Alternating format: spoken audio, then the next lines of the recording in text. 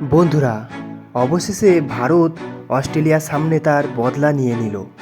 একদিকে যেখানে 2023-এর 19শে ডিসেম্বর ভারতকে হারিয়ে অনেকটাই মজা করেছিল অস্ট্রেলিয়া এবং তারা বিশ্বকাপের ট্রফি নিজেদের ঘরে নিয়ে গেছিল, সেখানে আবার 2024-এর 24শে জুন ভারতও সেই কাজটি করে দিল এবং অস্ট্রেলিয়াকে প্রায় বিশ্বকাপ থেকে ছিটকেও দিতে সাহায্য করলো।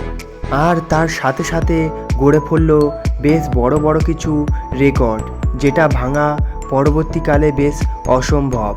বন্ধুরা, এই ভিডিওতে আমরা গতকালের ম্যাচটি সম্পর্কে আলোচনা করব এবং দেখে নেব যে গতকালের ম্যাচটিতে কোন কোন বড় বড় রেকর্ডটি হলো। তাই তোমরা ভিডিওটি শেষ পর্যন্ত দেখো এবং তোমরা যদি আমার চ্যানেলে নতুন হয়ে থাকো এবং ভবিষ্যতে ক্রিকেট রিলেটেড তথা ইন্ডিয়ান ক্রিকেটের সমস্ত নিউজ সবার আগে বাংলায় পেতে চাও, তাহলে চ্যানেলটিকে অবশ্যই করে দাও সাবস্ক্রাইব এবং ভিডিওটিকে অবশ্যই করে দাও একটা লাইক। চলো ভিডিওতে আগে যাওয়া যাক। গতকালের ম্যাচটির কথা বলতে গেলে ম্যাচটি ভারতীয় দলের জন্য খুব একটা গুরুত্বপূর্ণ ছিল না, কারণ ভারত আগেই বাংলাদেশ এবং আফগানিস্তানকে হারিয়ে প্রায় সেমিফাইনালের পথ পাকা করে ফেলেছিল। তবে গতকালের ম্যাচটি ছিল সম্মানের লড়াই। ভারতকে 2023-এর বিশ্বকাপের ফাইনালে যেভাবে একতরফা হারিয়েছিল, সেইভাবেই ভারত চাইছিল গতকালের ম্যাচটিতেও অস্ট্রেলিয়াকে হারাতে এবং সেমিফাইনালে তাদেরকে বের করে দিতে, আর সেটা করতে পুরোপুরিভাবে সক্ষম হলো।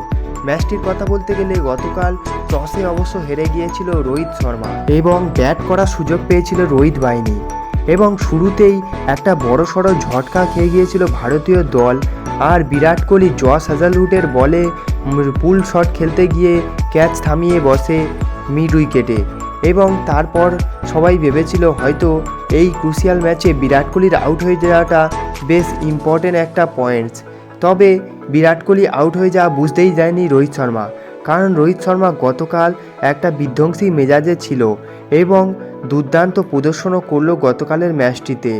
মাত্র 42 বলে 92 রানের একটি দুর্দান্ত ইনিংস খেলে সকলকে জানিয়ে দিল যে 2023-এর বিশ্বকাপের হারের বদলা তিনি এইভাবেই নিতে চেয়েছেন।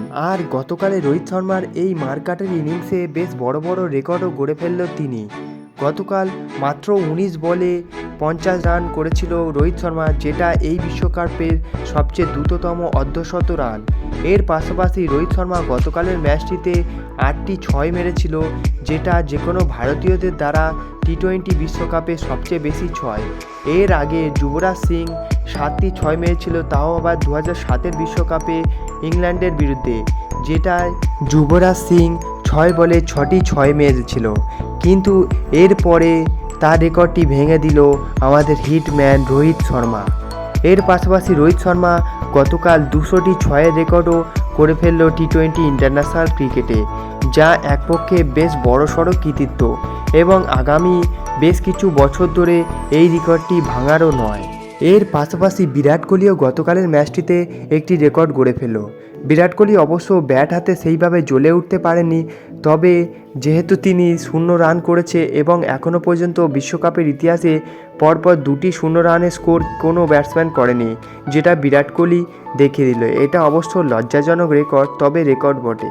গতকালের ম্যাচটিতে রোহিত শর্মার এই মারকাটের ইনিংসের দরুন এবং ভারতীয় দলের সূর্যকুমার যাদব, শিবম দুবে, হার্দিক পান্ডিয়ার ছোট ছোট পার্টনারশিপের জন্য ভারত 5 উইকেট হারিয়ে 205 রান করতে সক্ষম হয়েছিল এবং এই ব্যাটিং পিচে যেটা কিছুটা কম রান মনে হচ্ছিল, কারণ যখন রোহিত শর্মা ব্যাটিং করছিল তখন মনে হচ্ছিল কমসে কম 230 রান করতে চলেছে ভারতীয় দল।